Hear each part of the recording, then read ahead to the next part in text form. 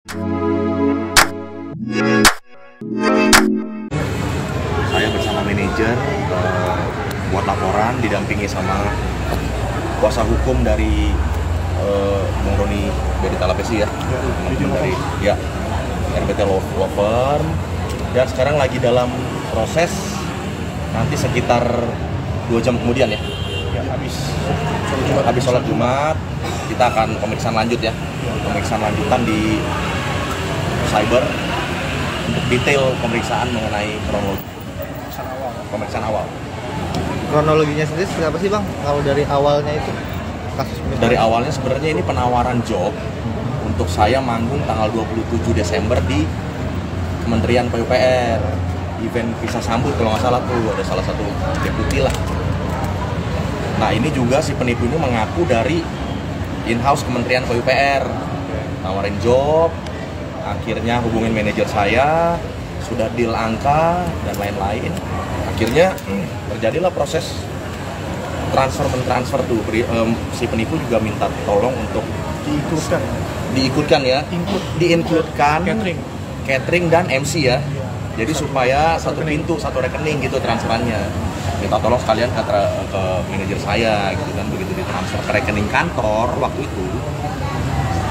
Manajer saya lagi di luar kantor dan kebetulan orang finance kantor kita ini lagi di luar negeri, lagi cuti.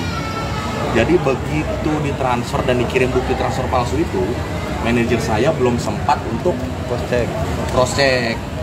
Dan akhirnya gimana, dia minta transfer balik gimana? Setelah ditransfer itu mulai curiga manajer kan. Besoknya di cross check ternyata ordernya fiktif. Dan akhirnya manajer bisa transfer ke dia tuh gimana? Manajer merasa waktu itu karena dia minta diinkludkan catering gitu loh, jadi supaya satu rekening lah. Jadi nominalnya berapa dilebihkan berapa juta, itu minta ditransfer balik. Oh ya, karena kelebihan gitu, dia kelebihan transfer ceritanya. Makanya tanpa cross check manajer kirim kelebihan itu yang sekitar 19.700.000 itu. Modusnya di situ. Kerugiannya itu. Kan tadi sempat ngerasa bukti yang dibawa itu transferan, rekening, screenshot semua, terus kronologi ya, kronologi singkat, terus beserta data-data diri, pelapor dan saksi. Tadi kan sempat bilang katanya mulai ngerasa janggal. Ya. Itu kenapa tetap masih dilakukan transaksi pengiriman kembali gitu? Justru merasa janggal setelah mentransfer.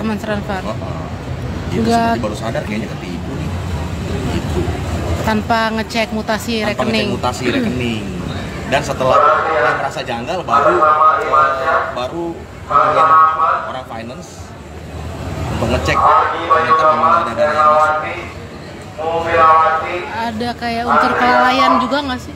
Pasti, kalau unsur kelalaian pasti. Dan memang sepertinya si penipu ini udah sangat profesional untuk menggiring, cara komunikasinya menggiring korban supaya meyakinkan dan seperti kayaknya dealingnya jadi tight banget gitu.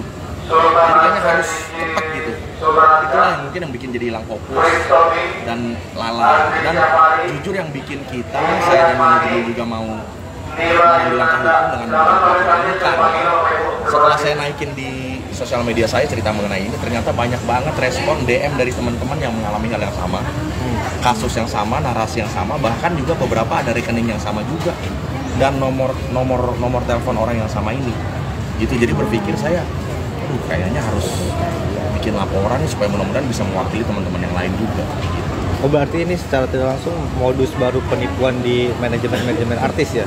Nggak baru juga sebenarnya Mas, karena informasi dari teman-teman DM itu udah ada yang 2017, dari 2018. Dan saya baru dapat lagi update tadi berita, manajer Mama Ina, Panduwinata, itu tertipu 50 juta kali 3 dengan kasus yang sama. Itu beda orang. Dengan modus yang sama. Ya nggak tahu itu beda orang apa atau lain. Mas Ryan sendiri udah menghubungi untuk pihak Kementerian PUPR nggak sih untuk membahas kasus ini? Karena kan terseret nih nama kementeriannya juga. Enggak, sepertinya nggak perlu ya. Itu nanti kewenangan kepolisian. Kewenangan kepolisian nanti ya. Karena hubungan langsung kita kan sama si calon pelapor ini. Bang, pelajaran yang didapat apa bang? harus ilmu cross check nomor satu ya. Apapun berurusan dengan uang itu harus di cross check, dan memang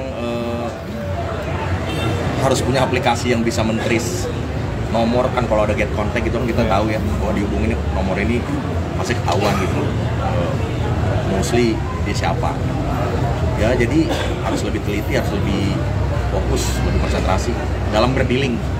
Kalau boleh tahu jumlah kerugiannya sendiri berapa Kak? Jumlah kerugiannya itu 19.700.000 itu ya, hampir 20 juta itu.